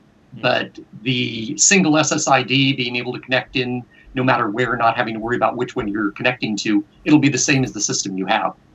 And it is going to be more powerful than the system you have as well. So the signal's probably going to be stronger. Yeah. I wonder if, you could even still use the one satellite that Jarnet has with the RBR20 to get you even more coverage. Is that possible? Yeah. Yep. Awesome. Yep. Yeah. So, Jarnet, in case you're not looking to sell your RBR20 as a kit, I don't know what you are planning to do with that, but in case you want to expand your network, have a little bit more coverage throughout the house, you'll still be able to keep that one satellite to connect with that RBK53. That's the great thing about Orbi, is that it's essentially modular, and you could keep on adding more satellites as you go. So as you add more devices, if maybe someone's coming in using your guest room and is using more bandwidth, you'll be able to kind of free up that load by being able to have another satellite to connect to. Yeah, that's the great thing about mesh. Yep. Cool. Awesome. Diane, I think I recognize you from a previous stream. So yeah, she was here a while ago. Yeah. Just to read out the question, I have Spectrum internet, 300 megabits per second, and I'm the one that has the old router, and I run. Oh yeah, the PS3. I remember. All right, I run a PS3, a smartphone, and then a laptop. What would you suggest? I'm assuming to upgrade. Well, there's quite a bit actually, and 300 megabits per second down. That's a pretty large straw, so you could actually get something that's pretty robust. If I remember, I believe your router was pretty old. I think it was either an 11 router or 6 years old, one or the other. Yeah, I think that we were amazed that it was still running. So, I think that we had settled on like one of the CM modems, and then you could go a couple of different directions depending on how you wanted to set up your house. Could go with Orbi, could go with the Nighthawk Wi-Fi 6, or a pro gaming approach, because you're not using that many devices. You might as and if you're really running that PS4, that's one of the things you could do. Yeah. But if you're Netgear 89, God, wow. And so yeah, I honestly for that I would go with a CM 1000, and then any of the Wi-Fi 6 routers. And because you've gotten great service out of that 89, and so if you want to kind of hedge a little bit onto the Wi-Fi 6 and onto the latest, then I would do that, and then kind of go. That should get you some really good life expectancy out of both of those products. Yeah, I'm kind of clicking open a couple tabs here actually. Sorry if you see my internet chugging along. I'm streaming 4 different screens, and at the same time trying to browse our site and uploading it to all you guys out there on the internet. So appreciate your patience here. But just kind of back up, Ben. So I do agree. I think, especially with the older router you have, and even something like a PS3, doesn't seem like that is something that will be hogging up a lot of your bandwidth. Again, PS3, that's a throwback even for me. But I would think that you would like to keep this router for a few more years. And Wi-Fi 6, this is something that we talked about a lot in the show. But if you're looking to upgrade your phone to the iPhone 11, if you're looking to upgrade your laptop anytime soon, these devices will have that Wi-Fi 6 chip in them. And I'm assuming you want the full speeds of what you're paying for, and Wi-Fi 6 is going to get you those speeds as you start upgrading to these newer devices. So something like the REX 15 or the REX 20, you see here it's even down a couple bucks down to 150 for the REX 20.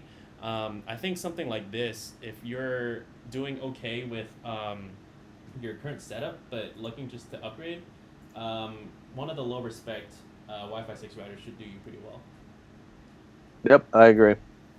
And then to answer Dan's question, any updates to Arlo? Oh, Dan, you sneaky guy. You hit us with the answer is there's lots of updates to Arlo, but they're not part of our company anymore. Yeah. So you need to go over to the Arlo website to see what new things they've been adding. Yeah. But they are adding new products all the time. It's pretty exciting stuff, actually. Yeah. Arlo's a very even for me, and Michael, I'm sure you could attest, and Darren too. Ben, I think you've been a part of. I forgot if you were. I was around Arlo for a little bit of Arlo, not a ton. Yeah, it was a pretty exciting time, and when we went public, it was Arlo, leaving the nest back in the day. But keep following their social channels, because I'm seeing them come out with a lot of really cool stuff. So yeah, updates are going all around. It's just that we just technically don't have a lot of insight into there as much as we did. No, we don't. Yeah. Not anymore. Yeah. And then I do still have a lot of their cameras around my house. Oh, me too. Then Hugh Vines. I live in the country. AT&T 25 megabits. What's a good modem? My spidey sense is tingling with AT&T 25. That I'm probably sure that you have DSL. So and so not so sure as to what would recommend on a DSL modem that we have. So I'll defer to anybody else. Just let us know. Confirm on your side, Hugh, if you do have DSL, because yeah, we have a number of DSL modems that we can recommend. But if you don't have DSL, I mean, that's another path we could go down. So yeah, keep us updated. I mean, 25 megabits per second for a modem. I think regardless of whether it's DSL or not, you know, I don't want to tell you buy the biggest and baddest modem you do have. No, because it'd be overkill for what you have. Mm-hmm. But I would verify, you know, and see if it's DSL service that you got. You know, there's some really strong products that we could recommend. Even at 25 megabytes coming in, still get you a good modem and still get like Wi-Fi 6, which will allow you to have connection for a lot more devices. Bandwidth is going to be really tight though. Yep, for sure. Pace. I'm looking up the. It's been a while since I've actually looked at a DSL modem because they're they're for DSL. I would suggest the DM200. Yeah, the DM200 is a good example. Yeah. It would easily cover what he needs for a DSL modem because that'll do up to 100 megabits a second. So that is way beyond what he's actually getting in the country there. Yeah.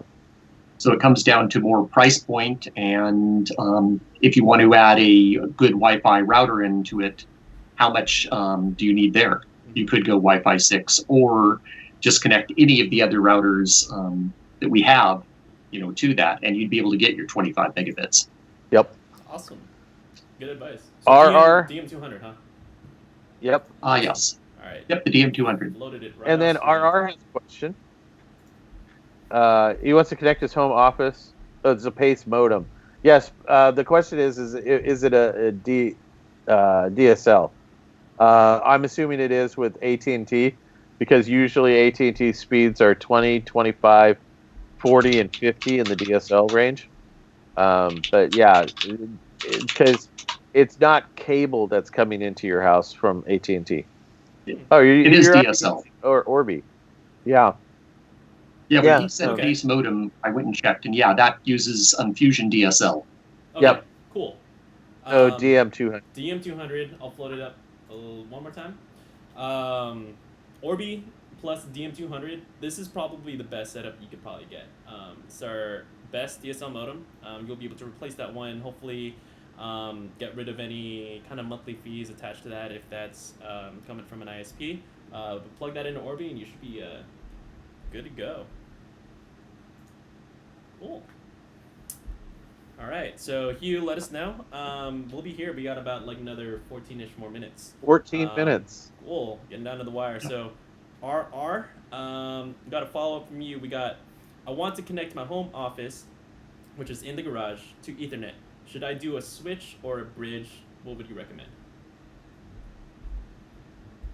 Yeah, he had posted this a little while ago, and he did mention that his main router is in the kitchen. And currently he's connected through Wi-Fi to his garage that has the home office.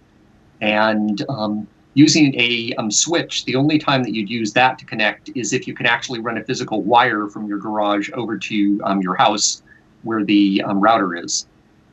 Otherwise, you have a couple of options. One of them is you could get a extender over in your office, one of the mesh extenders, and have that wirelessly connected up to your router that's in your kitchen.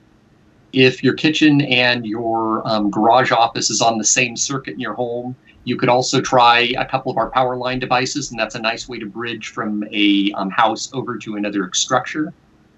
So there's a couple of ways that you can go. You wouldn't be using a switch, though, with that. You're either going to be using an extender or you're going to be using something like the power line.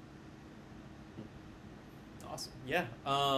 I do agree. I think Powerline is a good option if you don't want to have a giant Ethernet cable going all throughout your house. A couple options there. So feel free to go check it out. I don't know if I need to float any more product pages or drop any more links, but if there's something specific, I can go ahead and do that. So we got Yep. Bond James. We have, is there an impact of Cat5 versus Cat6 in terms of the cable for the routers? Yeah, as far as connection speed. Yeah, for most of the time, the answer would be no, there isn't, because the Cat5 cables or Cat5e is going to be able to support the standard gigabit connections that the routers have. If you're actually using a router, though, that has a 10 gig connection on it, then you probably want to go up to Cat6 because Cat6 is a higher quality cable, so it can handle the higher speeds. I do know in my home here, I connected up a 10 gig over from my computer over to my NAS box, and I used Cat5e cable, then I switched over to Cat6, and I really didn't see any speed difference between the two of them. But I also wasn't being impeded with the Cat5. It was a good quality Cat5 cable. In general, though, for 99% of the applications, unless you're going up to 10 gig, Cat5 or 5e is going to be able to handle it just fine. Yep. Yeah, I agree. Yeah, I'll take it upon myself. I don't even know what cables I do use, but just general word advice, I should be following that. Replace any old cables, like even if, let's say, you're using this hand-me-down Ethernet cable that you've been using for the last 10 years. Some people just don't realize that could be a bottleneck because, hey, these cables are changing, and it's not like you got a big fat logo on these cables saying Cat5, Cat6. Right. It's something to keep an eye out, because even for me, I have some trouble doing that. Cool. And it's also the first thing to go out and the last thing you check. Exactly. As well. Yep. 100%. So yeah, it's always a good idea to keep an eye out on your cables. Jarnett, follow up. Can someone explain to me which is the best static modem or the mesh system trying to get peak performance? Static modem or the mesh system? I actually like the mesh system because I have a modem and then connected to a mesh extender. I just like the freedom of not having to, log into how it was with old extenders. I don't see any performance difference. So. Yeah, and it does depend on how large of an area that he's trying to, cover. If he's just going with a modem or a gateway that has Wi-Fi built in, that's not going to have as much range as a mesh system does. Yep. Yeah, if you want that peak performance, I would recommend having that standalone modem, having that standalone mesh system, where the modem and the router are separate, and just being able to place these satellites all throughout your house where not too close together, but yet not too far apart. I know that's kind of easier said than done. But that's just general advice that I have in terms of getting that peak performance. Yep. Cool. Antelope. It's like Goldilocks and the Three Bears. Right? Not too far, not too close, just right. It really is. It really is getting into that Goldilocks zone, and you'll know where it is. There is a little bit of trial and error on how far away your extender can go, and I know that sometimes it's limiting with, where it you don't want it placed in a hallway or that kind of thing, but. But yeah, there's a little experimentation. Yeah. George Brown with why is it overkill when you want the best Netgear equipment for all your streaming needs? I don't really think it's overkill. If you've got the cash, you can buy the best. The cash. If you have the need, the desire for the best of the best products, we have it. The good news is, anywhere on your wallet's spectrum, on your budget, from we have a product that will work for you, and it's going to be the best value that you can get for your dollars, wherever it is on the scale, from our more cost conscious products to our top of the line. There's going to be something that will work, and it will be better than anything you get out of your ISP or the router that you've had for the last 4 years. It really is going to be good. Which is why we have such a big portfolio. We want to make sure that we have something for everyone. Jarnet, there are no dumb questions on this forum. We've said that several times. Nope. There's no question. And no dumb question. Because like this stuff is confusing. Let's be honest. You know, there's a lot to it. There's a lot to it to just get started up on it, and then two, this technology changes all the time. Yep. And so what was the greatest technology and the best thing like 6 months ago there's something that's a fastest gun in the West already. Mm-hmm. So exactly. But I just wanted to kind of follow up. So one, no dumb questions, but two, also kind of going back to George. So certain things, I think we dropped that overkill word and helping out a little bit earlier, but I think one main benefit of doing the show is that we're able to deliver that personalized help straight to you guys, right? You guys are all around the world, all around the country, really, and things aren't like a one-size-fits-all, right? Some people have DSL, some people have fiber, some people have cable, right? Some people live out somewhere rural, or they need to extend their internet to their garage, which is separated. I could just give you an easy answer and say, hey, just buy the most expensive thing that we have. But I wouldn't want to do that, right? Because every person's situation is different. So let us know, what your situation is, and we want to give you that kind of special personalized help, because that's not something that we could do on a Facebook post. Right. And then Diane, your Spectrum modem has a built-in router. You could replace that modem if you wanted to, and it would save you on the monthly bill. That's what I did with my Comcast. I replaced it with one of our modems, and it saved me $12 a month. And honestly, it's already paid for itself within the year that I've had it. So you can definitely, as Jarnet said, you can save on your monthly bill.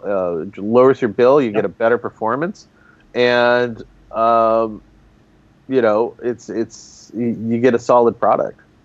A lot of those gateways that you get from ISPs, is. So the hard thing about being an ISP is you have all these customers and you got all this equipment, and like we said, the technology does change quite a bit from time to time, and so how do you get a product out to all of your customer base that sort of satisfies I would say the middle of the road of what everybody needs. Some people want streaming, some people want gaming, so you have to send out a product that is kind of the best of all things to all people, which usually ends up being sort of the mediocre of all things. And so it's not really their fault that their equipment sucks. It's just a matter of numbers. They can't really get onto the latest and greatest every 6 months, and so that's why their technology falls behind.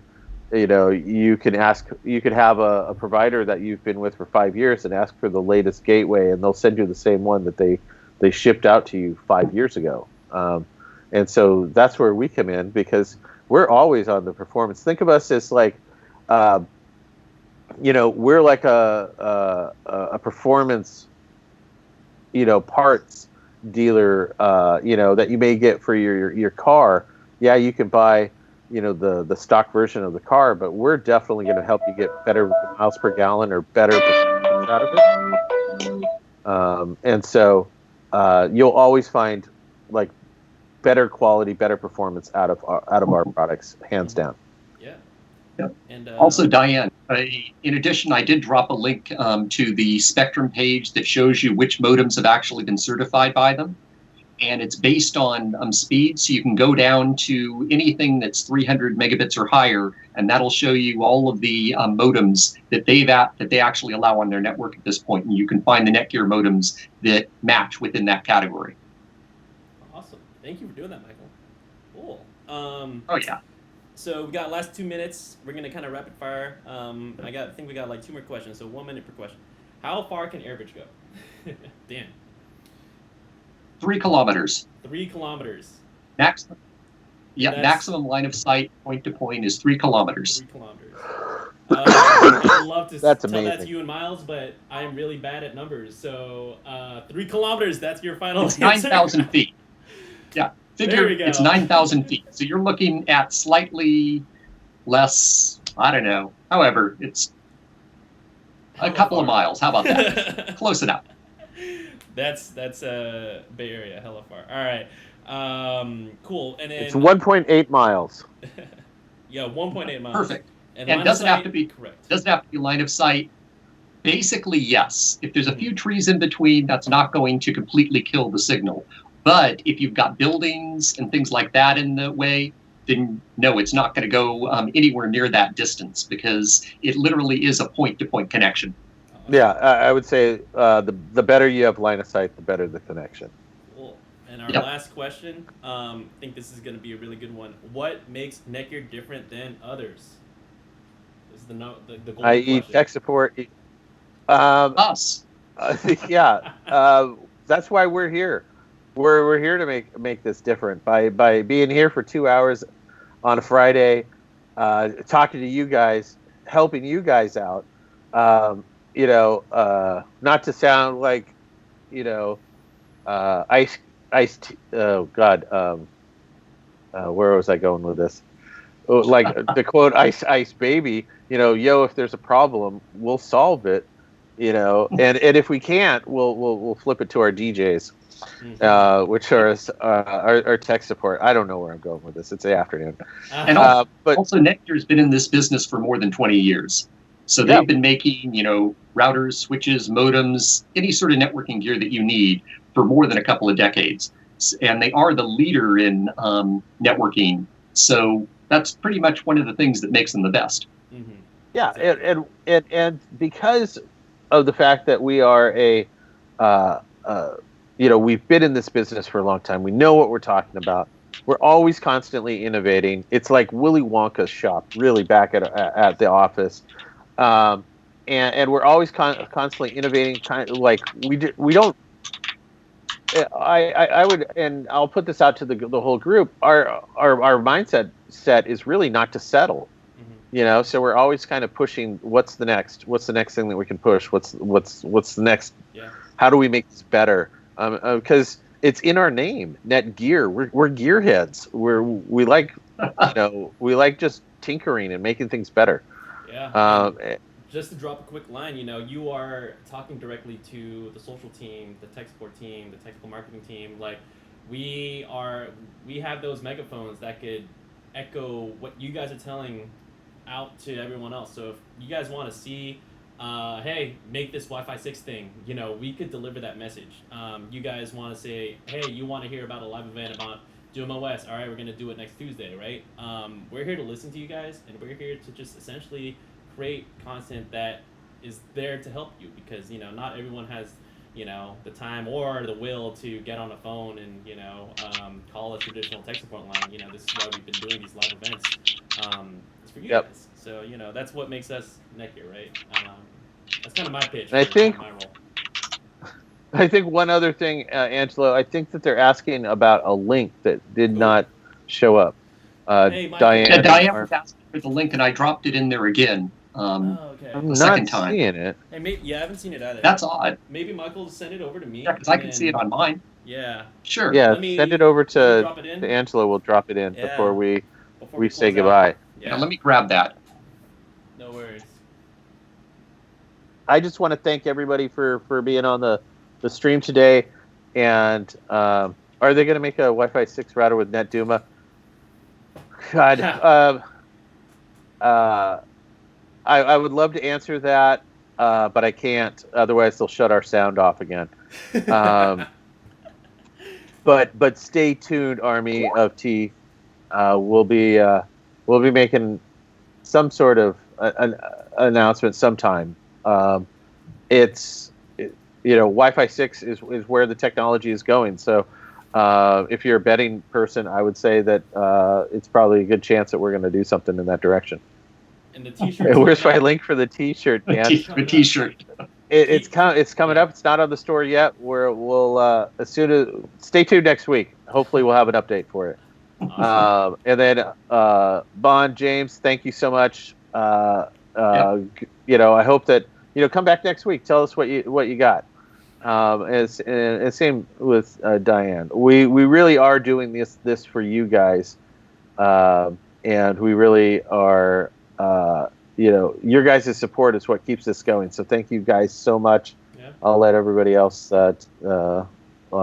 finish this out. But thanks. Bye. Cool. Yeah, definitely. Thanks for coming. Yeah. We appreciate all the questions. We appreciate the compliments. We'll be able to hand off any of these great comments off to the greater team, so they're gonna know what you want, and hopefully we'll be able to deliver. So tune in every Friday, 12 p.m. Pacific time. We'll be doing these tech support live streams, and catch us on Twitch. And Doom OS 3.0 coming up next week, next Tuesday. Yep, and Tuesday. We actually have another one for Neckyard Armor. That one's gonna be happening on Thursday. So 3 live events on YouTube next week. So stay tuned. Big week. Very nice. Big week. Awesome, guys. Well, thank you again. We'll see you guys super soon. Later. Yep. See you all later. Like and subscribe. See you guys.